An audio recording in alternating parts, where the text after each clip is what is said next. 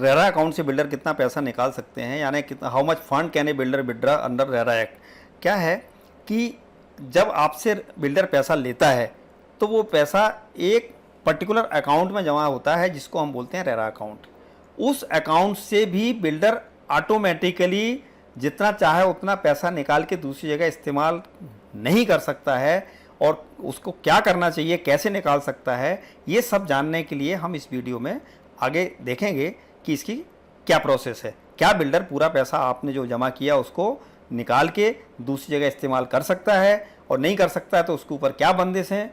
इस सब चीज़ को जानने के लिए आप इस वीडियो को अंत तक देखिए।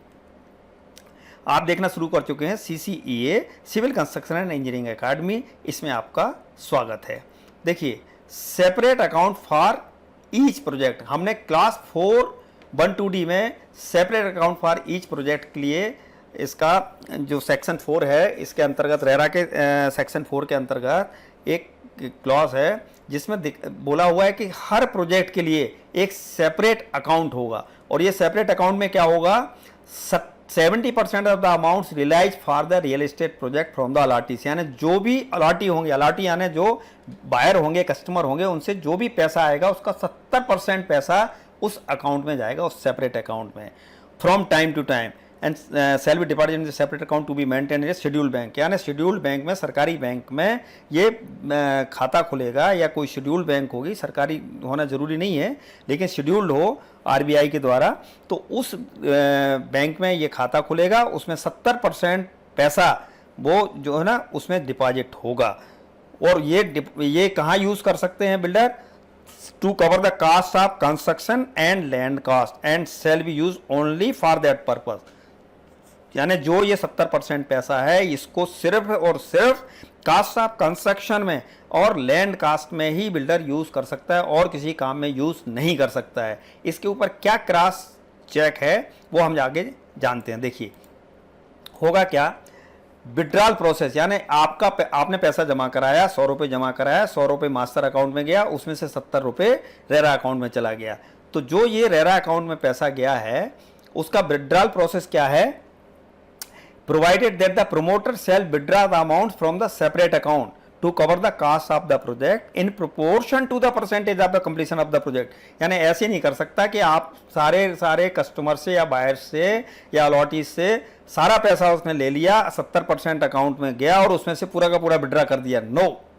वो क्या कह रहा है, in proportion to the percentage of the completion of the project, यानी जितने परसेंट प्रोजेक्ट कंप्लीट होगा उतने परसेंट ही ये विड्रॉल उसमें से हो सकता है। अब इसके ऊपर क्या चेक है कि ये इतने परसेंट हुआ कि नहीं हुआ, इसके ऊपर भी रेरा ने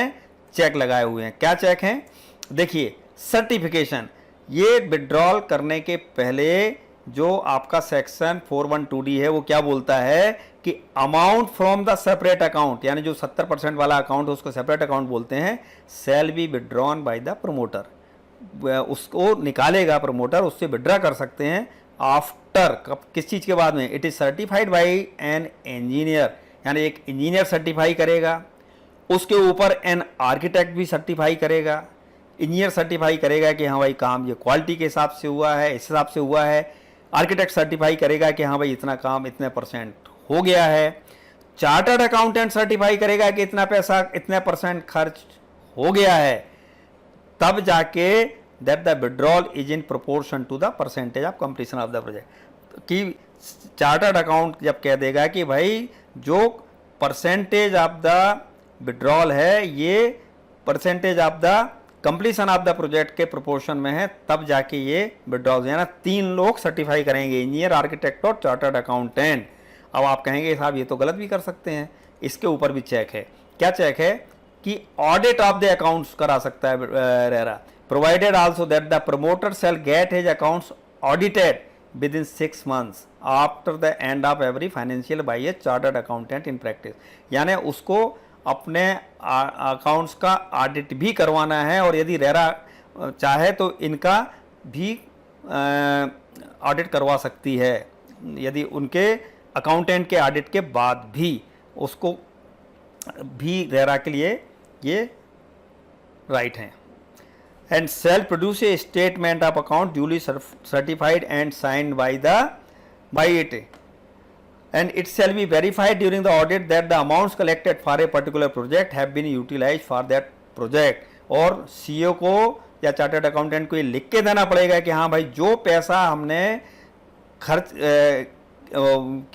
पर्टिकुलर प्रोजेक्ट के लिए इकट्ठा किया था उसको हमने उसी प्रोजेक्ट में ही यूटिलाइज किया है, ये सर्टिफिकेट सीईओ को देना पड़ेगा। अब